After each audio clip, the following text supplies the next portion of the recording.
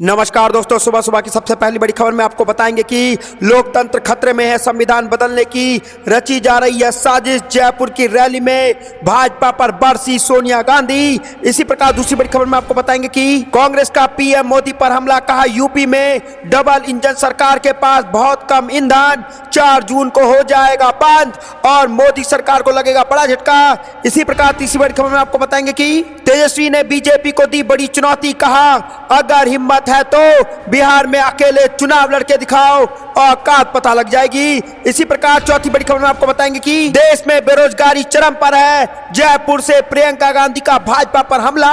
इसी प्रकार पांचवी बड़ी खबर में आपको बताएंगे कि मूली थोड़ी हूं जो उखाड़ के फेंक दोगे, गिरफ्तारी वारंट पर लालू यादव बोले बुढ़ापे में भी काल बनकर चट्टान की तरह भाजपा के आगे खड़ा हूं। तो दोस्तों, यहां पर लालू यादव ने चैलेंज दे दिया भाजपा को और साफ साफ बोल दिया है लोकसभा चुनाव में इसका जवाब जनता देगी। आपको जो भी कुछ लगता है दोस्तों कमेंट जरूर बताइएगा। इस वीडियो को लाइक, चैनल को सब्सक्राइब करके रख लीजिए। रुक करते हैं पहली खबर की तरफ। लोकतंत्र खतरे में है, संविधान बदलने की रची जा रही है साजिश। जयपुर की रैली में भाजपा पर बरसी सोनिया गांधी। जी हां दोस्तों, इस वक्त की बड़ी खबर आ रही है कि लोकसभा चुनाव के मद्देनजर आज कांग्रेस जयपुर में महारैली कर रही थी और रैली में कांग्रेस के तमाम आला नेता पहुंचे थे और रैली को संबोधित करते हुए कांग्रेस की नेता सोनिया गांधी ने भाजपा पर जमकर निशाना बोला है। सोनिया गांधी ने कहा कि भाजपा ने बीते 10 सालों के राज में कोई काम नहीं किया है, केवल भेदभाव और अत्याचार को बढ़ावा दिया है। सोनिया गांधी ने आगे कहा कि हर जगह अन्याय का अंधेरा है, हम सभी को न्याय की रोशनी की तलाश में इसके खिलाफ लड़ना चाहिए। कांग्रेस नेता ने आगे कहा कि पिछले 10 वर्षों में हमारे देश में ऐसी सरकार का नेतृत्व कर रही है जिसने बेरोजगारी, महंगाई, भेदभाव और अत्याचार को बढ़ावा दिया है। मोदी सरकार ने जो किया वो हम सबके सामने है। सोनिया गांधी ने कहा कि पीएम मोदी देश और देश के लोकतंत्र को नष्ट कर रहे हैं। उन्होंने कहा कि विपक्षी नेताओं को डराने धमकाने की राजनीति हो रही है और उन्हें भाजपा में शामिल होने के लिए मजबूर करने के लिए तरह तरह के हथकंडे अपनाए जा रहे हैं। दूसरी ओर कांग्रेस नेता प्रियंका गांधी ने कहा कि देश में बेरोजगारी और महंगाई चरम पर है और हर राज्य में पेपर लीक हो रहा है। उन्होंने कहा कि गरीबों, किसानों की बात सुनने वाला कोई नहीं है। तो दोस्तों, यहाँ पर आ रही है बड़ी खबर और सोनिया गांधी ने दहाड़ दिया है जयपुर की रैली में और भाजपा को घेरते हुए कह दिया है कि 10 साल से भाजपा राज कर रही है लेकिन जनता के हित में कोई काम नहीं कर रही है। भाषण देना जानती है, काम करना नहीं जानती है। तो दोस्तों, यहाँ पर इतना ही नहीं, लोकतंत्र के लिए खतरा बता दिया है और संविधान बदलने की रची जा रही है साजिश और ये साजिश और कोई नहीं, मोदी सरकार, आरएसएस और भाजपा रच रही है।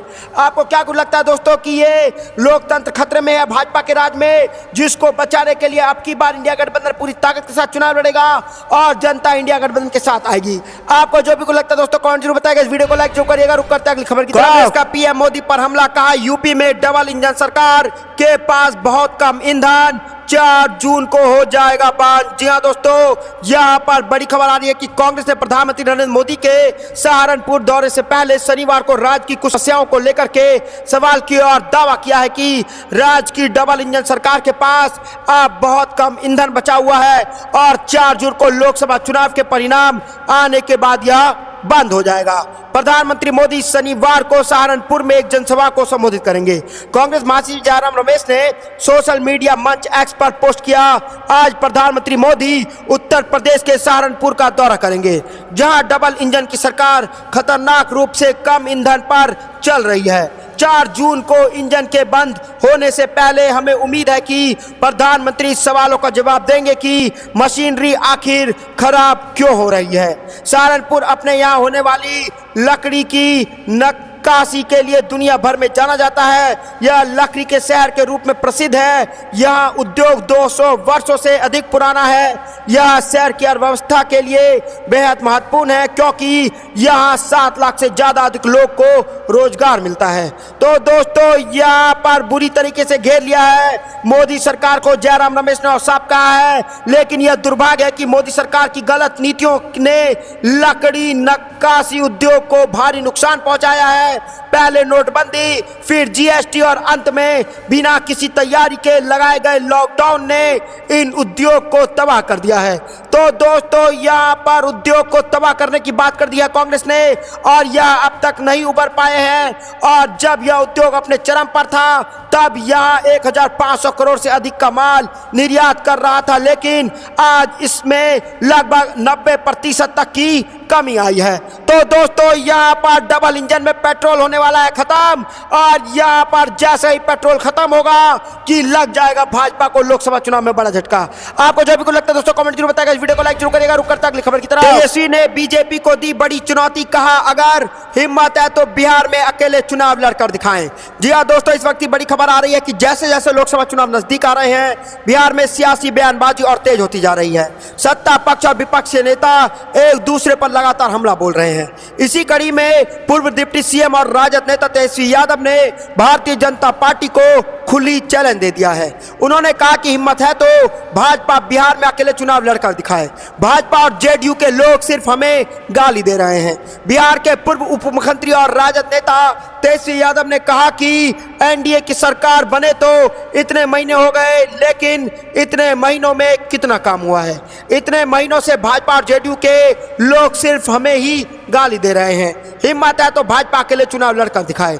इसके साथ ही उन्होंने मुख्यमंत्री नीतीश कुमार पर भी निशाना साधते हुए कहा कि हमने पहले ही कहा था कि जनता दल यूनाइटेड यानी कि जेडीयू 2024 में खत्म हो जाएगा, उनका कोई भविष्य नहीं है। प्रधानमंत्री बड़े लोग हैं, केवल जुमलेबाजी करते हैं, काम जनता के लिए कुछ नहीं करते हैं।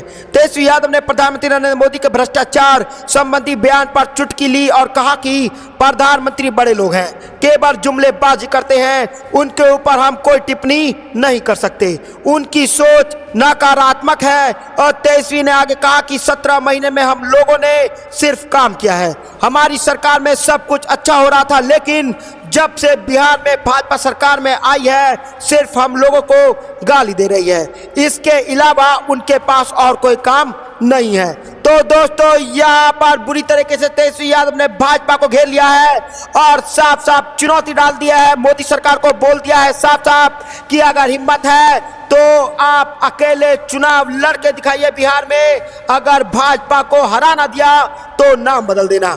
आपको जो भी कुछ लगता है दोस्तों कमेंट जरूर बताएगा, इस वीडियो को लाइक जरूर करिएगा। रुक करता अगली खबर की तरफ। देश में बेरोजगारी चरम पर है, जयपुर से प्रियंका गांधी का भाजपा पर हमला। जी हां दोस्तों, इस वक्त की सबसे बड़ी खबर आ रही है कि लोकसभा चुनाव करीब आते ही राजनीतिक गतिविधियों के साथ साथ पार्टी के एक दूसरे पर तीखे हमले तेज हो गए हैं। जहां आज पीएम मोदी सहारनपुर में रैली कर रही हैं, वहीं कांग्रेस राजस्थान मिशन पर है। अब प्रियंका गांधी वाड्रा ने जयपुर में रैली की और जनता को संबोधित करते हुए भाजपा पर निशाना साधा है। उन्होंने कहा कि देश में बेरोजगारी चरम पर है, नौजवानों के सपने टूट रहे हैं, देश की आवाज को न्याय चाहिए, लेकिन मोदी जी कर क्या रहे हैं, तो बस विदेश घूम रहे हैं, जनता के हित में कोई काम नहीं कर रहे हैं। तो दोस्तों, यहाँ पर प्रियंका गांधी ने धार मारी है और साफ साफ कह दिया है कि जनता को चाहिए रोजगार जो मोदी जी नहीं दे पा रहे हैं, जनता को चाहिए महंगाई से राहत जो मोदी जी नहीं दे पा रहे हैं, जनता को चाहिए महिला सुरक्षा जो मोदी जी नहीं दे पा रहे हैं, बल्कि मोदी जी सिर्फ भाषण दे रहे हैं, आम जनता के लिए कोई काम नहीं कर रहे हैं, सिर्फ पूंजीपति लोगों के लिए ही मोदी सरकार काम कर रही है और चंद लोगों के लिए यहाँ पर काम करके मोदी सरकार विपक्ष को यहाँ पर डराने और धमकाने का काम कर रही है। विपक्ष के जो नेता भाजपा में जुड़ जाते हैं उनके ऊपर सारे भ्रष्टाचार के आरोप फट जाते हैं और जो विपक्षी नेता मजबूती के साथ इंडिया गठबंधन के साथ खड़े हैं, मोदी सरकार को हराने का दम रखते हैं, उनके ऊपर ईडी सीबीआई आईटी का जांच करा करके मोदी सरकार उनको जेल में भरने का काम कर रहे हैं। अरविंद केजरीवाल को जेल में डाल करके मोदी सरकार बुरी तरीके से घिर गई है और लोकसभा चुनाव 2024 में इंडिया गठबंधन एकजुट है और यहां पर इंडिया गठबंधन जो है वो भाजपा और एनडीए को रोकने का काम करेगा और लोक लोकतंत्र को अब की बार बचाना है और इंडिया गठबंधन को लोकसभा चुनाव में जिताना है। आपको जो भी कुछ लगता है दोस्तों कमेंट जरूर बताएगा। इस वीडियो को लाइक जरूर करिएगा। रुक करते हैं अगली खबर की तरफ। मूली थोड़ी हूं जो उखाड़ फेंकोगे, गिरफ्तारी वारंट पर लालू यादव बोले, बुढ़ापे में भी काल बनकर चट्टान की तरह खड़ा हूं। जी हां दोस्तों, इस वक्त की बड़ी खबर आ रही है कि राष्ट्रीय जनता दल के अध्यक्ष लालू प्रसाद यादव के खिलाफ अरेस्ट वारंट जारी किया गया है। यह वारंट मध्य प्रदेश के ग्वालियर में एमपी एमएलए कोर्ट ने आर्म्स एक्ट के एक मामले में जारी किया है। वर्ष 1995 और 97 में फर्जी फॉर्म नंबर 16 को तैयार कर हथियारों की सप्लाई के मामले में पूर्व सीएम लालू प्रसाद यादव पर फर्जीवाड़ा का आरोप लगाया गया था। इसी मामले में लालू यादव के विरोधी स्थायी गिरफ्तारी वारंट जारी किया गया है, जिससे उनकी मुश्किलें बढ़ गई हैं। इस मामले में अब उनकी तीखी प्रतिक्रिया सामने आई और कहा है कि वह मूली नहीं है जो कोई उनको उखाड़ फेंकेगा। लालू यादव की यह प्रतिक्रिया माइक्रो ब्लॉगिंग साइट एक्स पर सामने आई है। उन्होंने अपने पुराने इंटरव्यू का एक वीडियो शेयर करते हुए अपने पोस्ट में लिखा, मूली थोड़ी है कि उखाड़ के फेंक देंगे, लालू प्रसाद यादव का नाम है, इस बुढ़ापे में भी तुम्हारा काल बनकर चट्टान भांति खड़ा हूं, अपने असूलों पर अड़ा हूं। तो दोस्तों यहां पर मोदी सरकार के लिए काल है लालू प्रसाद यादव और उन्होंने साफ साफ बोल दिया है कि कुछ भी कर लो, कितना भी डरा लो, इंडिया गठबंधन के साथ रहूंगा और बिहार में भाजपा को हराने का काम करूंगा। भाजपा की सरकार अब की बार लोकतंत्र को दबा नहीं पाएगी और अब की बार भाजपा की सरकार को हराना सुनिश्चित करने का काम लालू प्रसाद यादव करेंगे। दोस्तों आपको क्या लगता है कि बिहार में भाजपा का टाटा बाबाई होने वाला है? और लालू प्रसाद यादव ने साफ बोल दिया है कि मैं बुढ़ापे में भी काल बनकर खड़ा हूं भाजपा के लिए और भाजपा का यहां पर जीतना मुश्किल कर दूंगा और बिहार की सारी लोकसभा सीटों पर यहां पर इंडिया गठबंधन की जीत होगी। आपको जो भी कुछ लगता है दोस्तों कमेंट जरूर बताएगा। इस वीडियो को लाइक, चैनल को सब्सक्राइब करके रख लीजिए। रुक करते हैं अगली खबर की तरफ। आतिशी ने ईडी से की बीजेपी के खिलाफ धन शोधन मामले में की गई कार्रवाई के खुलासे की मांग। जी हां दोस्तों, यहां पर बड़ी खबर आ रही है कि निर्वाचन आयोग का नोटिस मिलने के एक दिन के बाद दिल्ली की मंत्री आतिशी ने शनिवार को ईडी से कहा कि वह इस बात का खुलासा करे कि उसने कथित धन शोधन के मामले में भारतीय जनता पार्टी के नेताओं के खिलाफ क्या कार्रवाई की है। आम आदमी पार्टी की वरिष्ठ नेता ने यहां एक संवाददाता सम्मेलन को संबोधित करते हुए निर्वाचन आयोग पर भाजपा के इशारों पर काम करने का आरोप लगाया। आतिशी ने दावा किया था कि भाजपा ने उसे पार्टी में शामिल होने अथवा 1 माह के भीतर ईडी द्वारा गिरफ्तार किए जाने के लिए तैयार रहने को कहा है। इसके बाद आयोग ने आतिशी को नोटिस जारी किया है।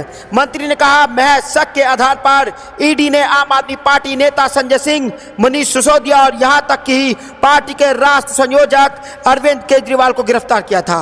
इसके खिलाफ धन के लेन देन का कोई सबूत नहीं मिला है। उन्होंने कहा कि ईडी ने भाजपा नेताओं के खिलाफ क्या कार्रवाई की, जहां जांच एजेंसी धन के लेन देन को साबित करने में सक्षम है। आम आदमी पार्टी ने पिछले महीने ईडी से कहा था कि वह भाजपा के खिलाफ मामला दर्ज करे और पार्टी ने आरोप लगाया था कि कथित आबकारी नीति घोटाले के एक आरोपी से भाजपा को चुनावी बॉन्ड के माध्यम से करोड़ों रुपए मिले हैं। आतिशी ने विपक्ष को निशाना बनाने के लिए अन्य केंद्र एजेंसियों की तरह निर्वाचन आयोग का इस्तेमाल करने का भाजपा पर आरोप लगाया है। तो दोस्तों यहाँ पर आम आदमी पार्टी की वरिष्ठ नेता ने मोदी सरकार को बुरी तरीके से घेर लिया और साफ साफ कह दिया है कि आखिरकार ईडी क्यों जवाब नहीं देती है कि भाजपा के खिलाफ धन शोधन के मामले में आखिर क्या कार्रवाई की गई है। आखिर ईडी जो है वो खुलासा करे, इसकी मांग जनता कर रही है। आपको क्या लगता है कि दोस्तों यहाँ पर धन शोधन के मामले में कार्रवाई करे ईडी और बताए कि आखिरकार भाजपा से ईडी डरती क्यों है और भाजपा के ऊपर कार्रवाई कर क्यों नहीं रही, और अगर कार्रवाई कर रही है तो आखिरकार क्या खुलासा हुआ है ये जनता को बताएं। आपको जो भी कुछ लगता है दोस्तों जरूर बताइएगा कमेंट में और इस वीडियो को लाइक जरूर करिएगा। रुक करता है अगली खबर की तरफ। असम के निर्वाचन अधिकारी ने आचार संहिता के उल्लंघन को लेकर के भाजपा को नोटिस भेजा। जी हां दोस्तों, यहां पर भाजपा को मिल गया बड़ा नोटिस। दोस्तों हम आपको बता चले कि असम के मुख्य निर्वाचन अधिकारी ने आदर्श आचार संहिता के उल्लंघन के संबंध में मार्क्सवादी कम्युनिस्ट पार्टी द्वारा आरोप लगाए जाने के बाद सत्तारूढ़ भारतीय जनता पार्टी को शुक्रवार को कारण बताओ नोटिस यहां पर जारी कर दिया है। मार्क्सवादी कम्युनिस्ट पार्टी ने बृहस्पतिवार को आरोप लगाया था कि भाजपा ने सामाजिक आर्थिक सर्वेक्षण करने के बहाने राज्य सरकार की योजना के लाभार्थियों का आंकड़ा एकत्रित करके आदर्श आचार संहिता का उल्लंघन किया है। भाजपा की प्रदेश इकाई के अध्यक्ष को नोटिस जारी कर 8 अप्रैल को सुबह 10 बजे तक जवाब देने के लिए कहा गया था। तो दोस्तों, माकपा ने आरोप लगाया था कि सर्वेक्षण के नाम पर राज्य भर में भाजपा द्वारा जो फॉर्म वितरित किया जा रहा है उनमें प्रधानमंत्री नरेंद्र मोदी और मुख्यमंत्री हेमंत बिश्व शर्मा की तस्वीर है और लोगों को योजनाओं में शामिल करने का आश्वासन दिया गया है, जो सरकार का नीतिगत मामला है। तो दोस्तों, इस नोटिस के एक प्रति पीटीआई भाषा के पास उपलब्ध है। इसमें कहा गया है कि प्रथम दृष्टया जांच में यह प्रतीत होता है कि भाजपा के स्टार प्रचारकों के प्रतीक और तस्वीरों वाले ये फॉर्म आदर्श आचार संहिता दिशा निर्देशों का उल्लंघन करता है। तो दोस्तों, यहाँ पर बुरी तरीके से गिर गई है भाजपा और यहाँ पर आसाम के निर्वाचन अधिकारी ने आचार संहिता के उल्लंघन को लेकर के भाजपा को नोटिस जारी कर दिया है और साफ साफ बोल दिया है कि आखिरकार जवाब दे, ऐसा भाजपा कर क्यों रही है और आचार संहिता का उल्लंघन करने के में भाजपा को क्या लाभ मिल रहा है और जनता को क्या लाभ देने की कोशिश कर रही है। आपको जो भी कुछ लगता है दोस्तों कमेंट जरूर बताएगा। इस वीडियो को लाइक, चैनल को सब्सक्राइब करके रख लीजिए। रुक करते हैं अगली खबर की तरफ। अखिलेश केजरीवाल, राहुल, हमारे पास मजबूत टीम, स्टालिन बोले ये लोकतंत्र की लड़ाई है। जी हाँ दोस्तों, इस वक्त बड़ी खबर आ रही है कि तमिलनाडु के मुख्यमंत्री एम.के. स्टालिन ने कहा कि केंद्र की वर्चस्व राजनीति के खिलाफ मजबूती से खड़े हैं।